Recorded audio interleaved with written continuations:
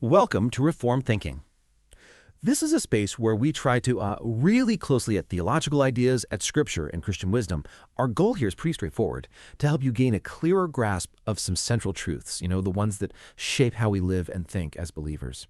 Today we're opening up a deep dive into something absolutely central to Christian living.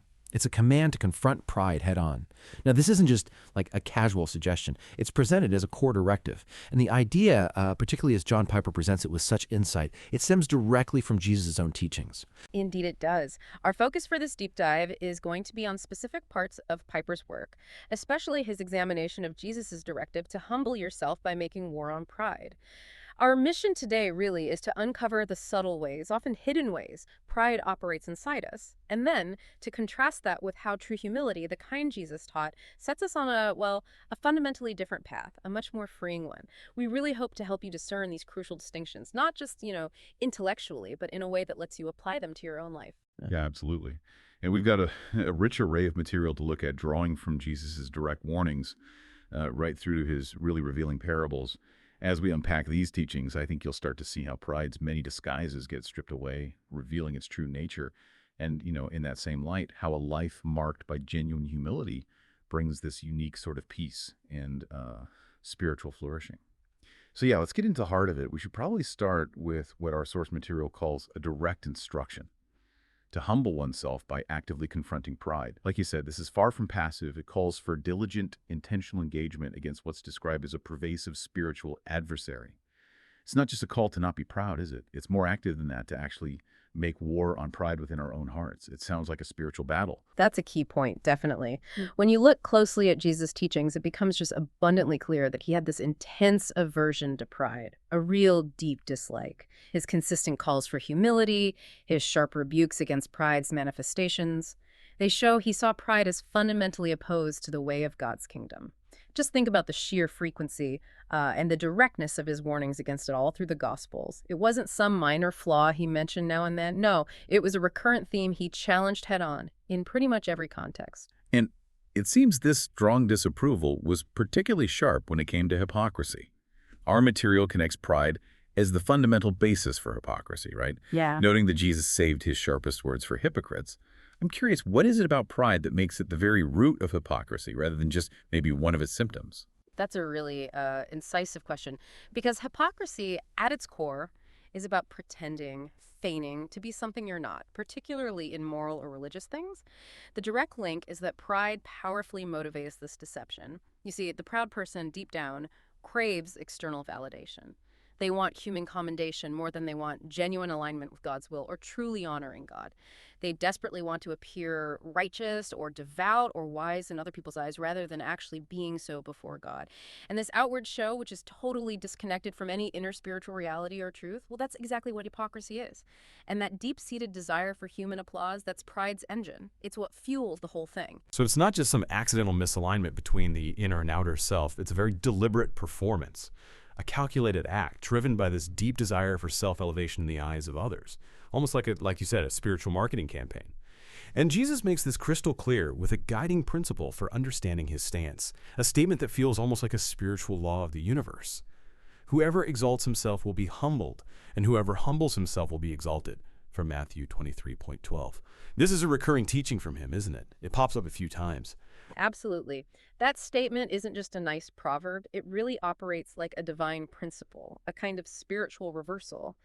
Those who, in their pride, lift themselves up, seeking their own glory and honor, well, they will inevitably be brought low by God. Think about it. They might achieve some temporary fame or status among people, sure, but their true spiritual standing before God will be diminished. Conversely, those who willingly take the lower position, who don't seek their own honor, who are content to be overlooked, maybe even forgotten, they'll be lifted up by God himself. And this isn't about, losing social standing just to gain a higher one later. It's about one's true standing before the creator of everything. It's a complete inversion of human values. Considering this initial statement, this core principle, it really does set the stage for a spiritual conflict within each of us, doesn't it? For you listening, what does it mean for us to wage this kind of conflict within our own hearts? It seems to imply constant vigilance, a recognition of pride's sneaky nature, and a willingness to fight against it in its many forms. It means recognizing that every single day we face choices that either feed our pride or help foster humility. That's a critical insight because our material points out that pride is not straightforward. Not at all. It's described as a disposition that operates in a whole multitude of ways, some really quite subtle. It doesn't always show up as outward arrogance or obvious self-importance. Pride has this remarkable ability to hide in plain sight, even sometimes in actions that might seem righteous on the surface, or maybe even deserving of pity. It's fascinating how the material breaks down pride into these three core components, almost like it's dispositional DNA. They're often called the 3Ds: defiance, desert, and delight. That last one, delight, immediately grabs my attention. Can we start by unpacking what each of these Ds really represents? Yeah, it's a really helpful framework for understanding pride's inner workings. So first, let's look at defiance. This is described as an inner dedication to ultimate self-determination. It represents a kind of resistance, sometimes quiet, sometimes open against God as the proper ruler of one's life. Now, this isn't always, an overt, fist-shaking rebellion against God. It can be quite passive, just a silent insistence on controlling your own life, making your own rules, leaning on your own understanding instead of truly submitting to God's wisdom and will. Someone might avoid obvious sins, yet still remain committed to being their own ultimate authority, just quietly resisting anything they see as infringing on their personal autonomy. That quiet inward insistence on self-rule, that's a deep-seated mark of pride. So it's not always shouting no, but maybe more like a quiet, stubborn refusal to yield control, even if it's dressed up as, self-reliance or personal responsibility. Interesting. What about the second D, desert? You're right. Desert, or you could call it merit, speaks to this deep-seated sense that you are owed better treatment than you're currently getting, or maybe a belief that you are inherently due good things from God. This is the direct opposite of the truly humble belief that, actually, we deserve nothing good from God. Think of it like a feeling that because of who you are or what you've done, or maybe even what you've suffered, you inherently deserve a certain level of blessing or comfort or recognition. It's this fundamental assumption of worthiness that isn't rooted in grace at all, but in some kind of imagined personal account you have with God. This is the disposition Jesus addressed so directly in the parable of the Pharisee, remember? Those who trusted in themselves that they were righteous and treated others with contempt, they absolutely felt they had earned God's favor. Okay, that makes sense. And then the third component, delight. This one seems the most intriguing because, like I said, delight usually sounds positive. How can delight be a component of pride? And what's the core distinction between this kind of delight and, say, the genuine joy that comes from spiritual growth or receiving God's grace? That's precisely where Piper really shines a light on something subtle, but absolutely critical. Delight, in this pride context, describes the pleasure derived not from genuine holiness, but from perceiving yourself as superior to others.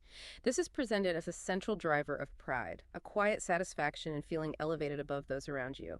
Our material makes it really clear. This isn't the joyous recognition of God's grace changing you from the inside out, or a gladness in becoming a better person through his work. No. Instead, it's a contentment found in the feeling of being more righteous or more discerning, more spiritual, maybe more knowledgeable than the people around you.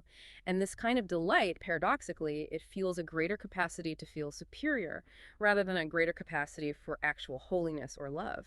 Your joy isn't in God's work within you, it's in seeing yourself as better than someone else. Wow, that's a truly crucial distinction. Contentment in perceived superiority versus genuine joy in God-given holiness. And it brings us to a really interesting comparison the sources make. Boasting and self-pity as two sides of pride's coin. This seems almost counterintuitive, doesn't it? Especially since self-pity often doesn't look like pride at all. It looks more like a lack of pride, almost like weakness. It is counterintuitive for many, yeah. But our material makes a very compelling case here. Let's start with boasting, the more obvious one. This is pride's direct reaction to success. It loudly proclaims, essentially, I am due admiration because I have achieved so much. This is the unmistakable voice of pride in the strong, the successful. It sounds overtly self-sufficient, confident, and it often demands credit. You see someone achieve something significant, and their first instinct is to draw attention to their own effort, their skill, their contribution, seeking applause or recognition. That's boasting. Okay, clear enough. And how does that compare to self-pity, which feels so different on the surface? Well, self-pity, on the other hand, is presented as pride's subtle reaction to suffering or loss or perceived injustice. It essentially articulates, I am due admiration because I have suffered so much or sacrificed so much and nobody appreciates it. This is often the voice of pride in the weak or the hurting. It sounds needy, doesn't it? Almost like a cry for sympathy or compassion. However, and this is a crucial distinction, Why our sources classify it as pride, the perceived need stems from a wounded self-perception. It's a craving to be seen as a victim worthy of special attention, or maybe a hero enduring hardship, rather than truly helpless and just relying on God. It arises from a sense of unrecognized worthiness, a feeling that your sacrifices or suffering haven't been adequately acknowledged or applauded. This is why our material calls it unapplauded pride. It's a yearning for the admiration and commendation that hasn't been received, even in the midst of genuine suffering. Unapplauded pride. That's a really powerful and quite unsettling way to put it. For you listening, how do these less obvious manifestations of pride, like self-pity or that quiet passive defiance, how do they resonate with everyday human experience? Think about moments when you might feel you're owed something because of your hardships, or when you quietly resist advice, even if you don't overtly rebel. These are the subtle internal ways pride can operate, often unnoticed even by ourselves. Moving on, Jesus very often pointed to the outward, the visible displays of pride, especially how it seeks recognition and honor from other people, rather than seeking honor for God. This is where pride's inner disposition becomes undeniably visible in our actions, right? Precisely. That craving for the praise of people is a definite hallmark of visible pride. And Jesus addressed this directly, repeatedly in his teachings, particularly about religious acts.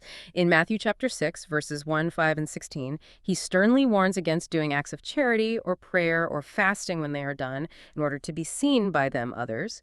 And he calls them hypocrites for this very reason, doesn't he? It's not just a casual observation, it's a strong condemnation. Yes, his language is stark, very direct. He points out that these hypocrites love to stand and pray in the synagogues and at the street corners that they may be seen by others. And when they fast, they disfigure their faces that their fasting may be seen by others. Unquote. Our material explains the real reason for this behavior. They want to appear as if they treasure God, as if their spiritual devotion runs deep. But actually, their heart treasures human commendation and recognition. This desire for human praise, for getting outward recognition for your piety, that's a core dimension of pride, it transforms what should be an act of worship into a performance for an earthly audience rather than for God alone.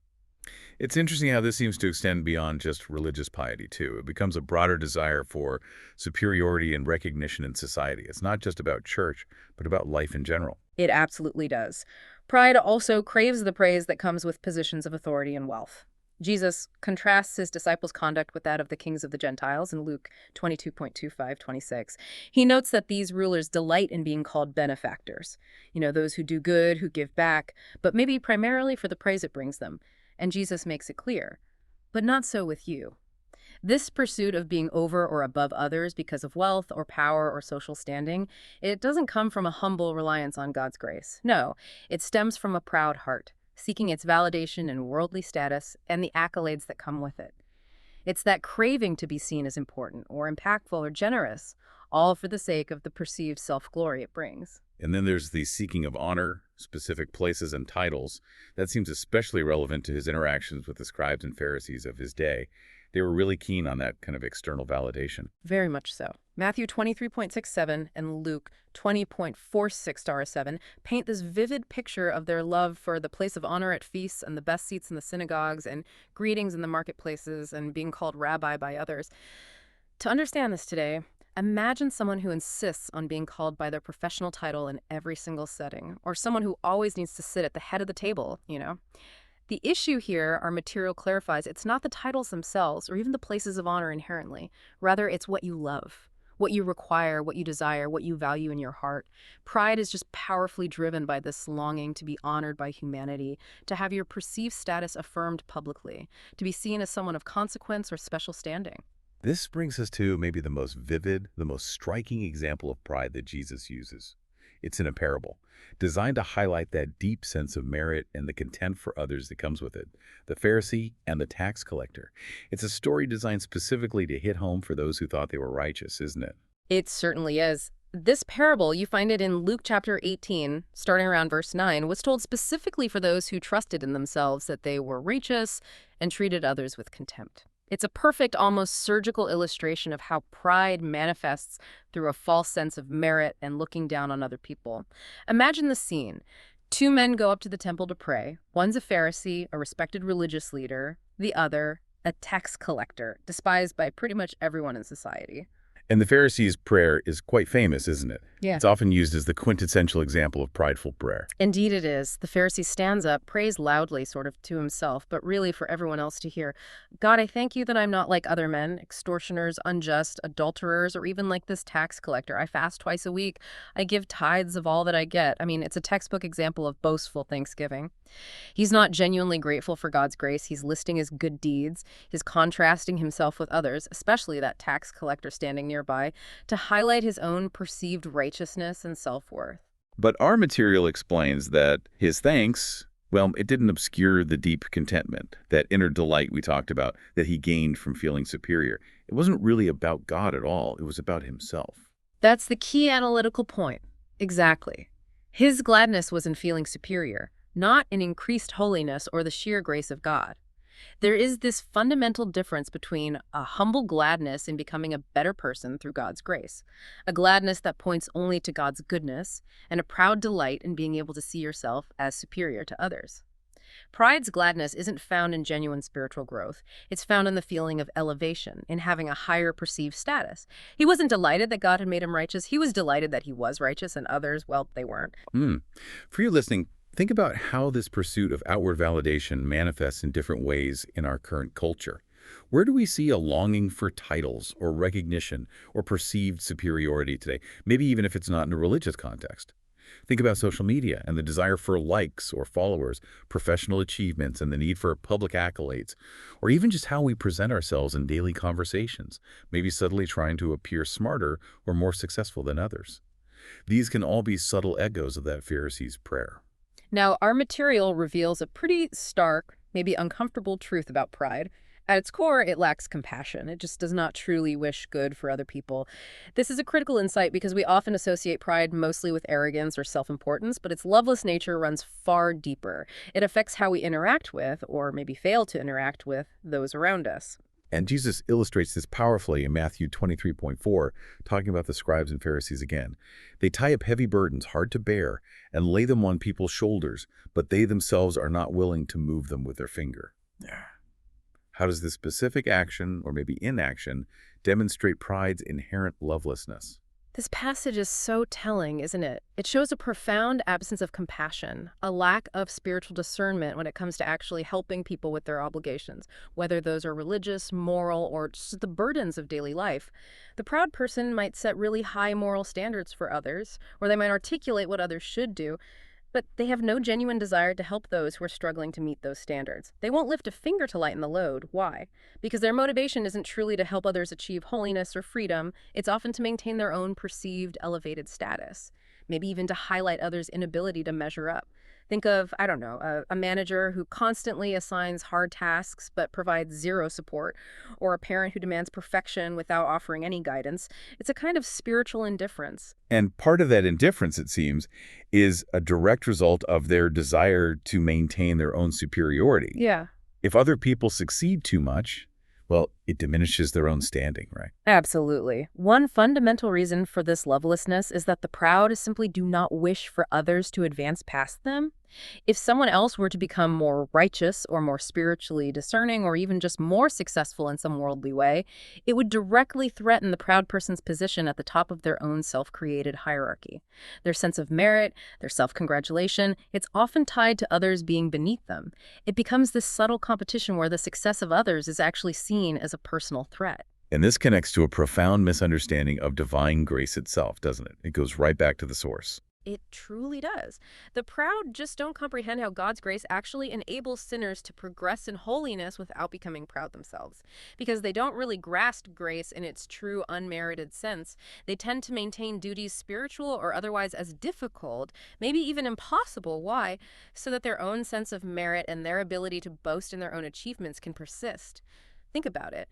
If the path to God's approval were simple and light like Jesus teaches about his yoke being easy and his burden light in Matthew 11, where would their boasting come from? They'd have no heavy burdens to claim they carried so well.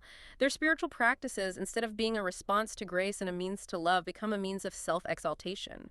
They can't extend compassion because they haven't really experienced the light burden of grace themselves. For you listening, this is a challenging question. How can we discern if our own actions, Even things that seem good or helpful on the surface are maybe motivated by a hidden desire to maintain superiority rather than genuine love for others. And what does it truly look like to help someone with their spiritual burdens? Not just by pointing out their duty, but by actually coming alongside them in genuine self-forgetful compassion.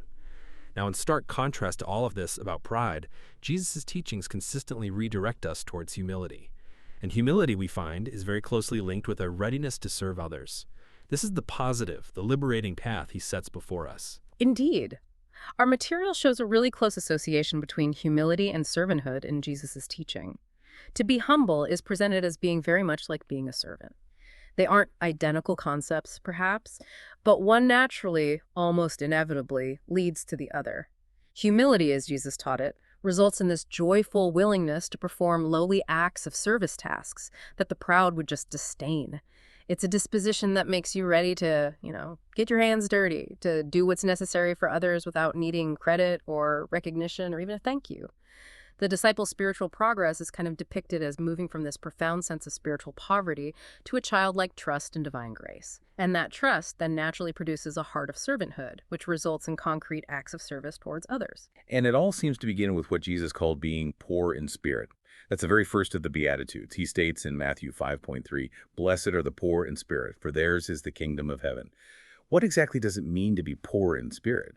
It sounds like it could be misunderstood pretty easily. It's absolutely foundational. To be poor in spirit means that individuals locate no basis for merit or desert within themselves, none whatsoever. They are the complete opposite of those proud individuals who relied on their own righteousness, like that Pharisee in the parable. The spiritually poor recognize, deeply and intrinsically, that they hold nothing within themselves, no achievement, no inherent goodness, no moral standing that could possibly make them commendable to God. It's an internal acknowledgement of complete spiritual bankruptcy. Think of it like someone who looks at their bank account and sees absolutely zero. They realize they have nothing to offer, nothing to leverage. They are utterly dependent on a benefactor. That sounds like a really difficult concept for many of us to grasp, especially in a culture that champions self-sufficiency, achievement, and building up our own perceived self-worth. It really does feel countercultural. And then Jesus takes it even further, doesn't he, with this idea of being unworthy servants. Yes. This teaching, maybe more than almost any other, is a statement that absolutely nullifies any lingering trace of pride, even the most subtle kind. In Luke 17:10, Jesus tells his disciples, "So you also, when you have done all that you are commanded, say, 'We are unworthy servants. We have only done what was our duty.'" Our material highlights this as a profound, almost devastating statement to that last vestige of self-congratulation we might cling to. So even if we were somehow able to perfectly obey every single command, we still wouldn't have earned God's favor. That feels like it removes any ground for boasting, even in our absolute best moments. That's precisely the point. Exactly. No level of obedience, from the smallest act right up to the most complete, creates any absolute entitlement to God's reward. Even a person who hypothetically obeyed perfectly, without a single flaw, should still regard themselves as an unworthy servant. And this means, essentially, I do not place you, God, in any absolute way in debt to reward me because of my performance. This conviction that we are due nothing good from God, that any good we receive is purely a gift, this is the fundamental basis of true humility. It reorients our entire perspective away from what we deserve and towards what God gives purely out of his gracious character. It's actually incredibly freeing when you grasp it. For you listening, what does it genuinely mean for you to consider yourself an unworthy servant in all that you do, even in your very best efforts, your most selfless acts? How might this mindset reshape your daily approach to Christian living, to your work, your relationships? Perhaps freeing you from that constant pressure of earning validation or feeling entitled. And while pride leads inevitably down a path to condemnation and spiritual emptiness, humility, as Jesus reveals it, leads to profound and truly transformative spiritual outcomes, particularly the reception of divine mercy and justification.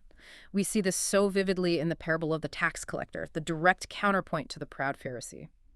The tax collector, the very picture of someone society despised, yet Jesus holds him up as an example of righteousness. Tell us again about his humble posture. Right. In Luke 18:13-14, Jesus describes this tax collector standing way off in the distance in the temple. He's unwilling to even lift his gaze up to heaven. He's beating his chest in self-reproach and just crying out, God, be merciful to me, a sinner. I mean, this is the quintessential picture of humility. He has no pretense, no boast, no listing of good deeds. There's just this raw, honest recognition of his utter unworthiness and a desperate plea for undeserved favor. He knows he's spiritually bankrupt. And Jesus' declaration immediately after this scene is just profoundly telling. I tell you, this man went down to his house justified. So he was declared righteous by God, made right with God. Unlike the Pharisee who walked away without that vindication, that's a really stark contrast. Precisely. It directly contrasts with the Pharisee who, despite all his outwardly pious acts, was not justified. This demonstrates clearly that pride actively hinders divine vindication. It gets in the way. The humble man, the one recognizing his utter spiritual poverty and his complete lack of merit, he was the one who received God's approval and was counted righteous. It highlights that God doesn't justify us based on our performance, but on a humble posture of reliance on him. And this leads to a fundamentally different kind of joy, doesn't it? Not a joy rooted in one's own deservingness, but a joy in receiving something entirely undeserved, which is mercy. That's exactly right.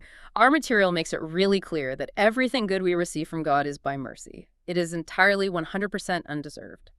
So the gladness of the humble person resides not in feeling deserving, not in having earned anything, but purely in the act of receiving mercy. And this kind of gladness, it highlights God's character as supremely gracious and infinitely giving. It's a joy that acknowledges God's incredible benevolence, not our own achievement. And this is a truly secure and boundless joy, isn't it? Because it's based entirely on God's unchanging nature, not on our flesh-awaiting performance or merits. It's a quiet, deep contentment that stems from utter dependence. And this brings us right back around to that overarching principle from Matthew 23.1, whoever humbles himself will be exalted. This suggests a divine lifting up of the humble, not just in some distant future maybe, but perhaps even now.